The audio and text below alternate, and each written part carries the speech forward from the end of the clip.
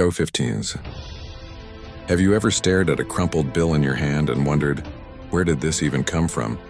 Not like from the ATM, but like the first one?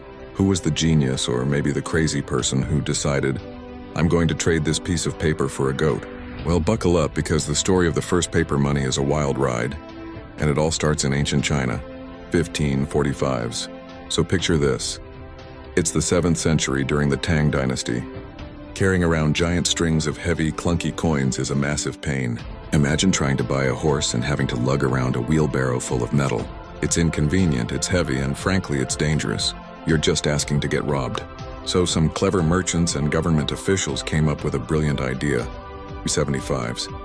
They started leaving their heavy coins with a trusted agent, and in return, they got a piece of paper, a note, as a receipt.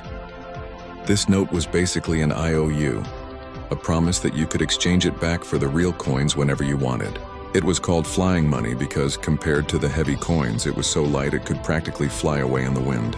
This was the prototype, the beta version of paper money. It wasn't technically money yet, but it was a game changer. 75 or 105s. Fast forward a few hundred years to the Song Dynasty around the 11th century.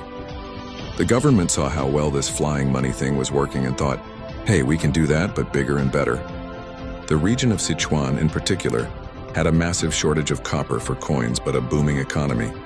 So the government stepped in and issued the world's first official government-backed paper money. 105, 135s, they called it Jiaozi. These weren't just simple receipts anymore. They were printed on special paper, made from the bark of mulberry trees and stamped with multiple official seals to prevent counterfeiting. They even had intricate designs and warnings on them that said counterfeiters would be, well, let's just say the punishment was severe. Decapitation, to be exact. Yeah, they took it seriously. 135, 165 is, for a while, it worked like a charm. The economy boomed. But then, as governments often do, they got a little too excited.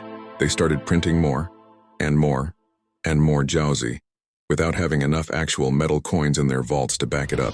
Sound familiar? This led to massive inflation. The value of the paper money plummeted and people lost faith in it. The first great experiment with paper money ended in a bit of an economic disaster, 165, 180s. But the idea, the concept of paper money, was too good to die. It inspired later dynasties, and eventually, explorers like Marco Polo brought the tale of this incredible paper that acts as gold back to Europe. So the next time you pay for your coffee with a bill, give a little nod to those ancient Chinese merchants who got tired of carrying around all that heavy metal. They started a revolution that literally changed the world.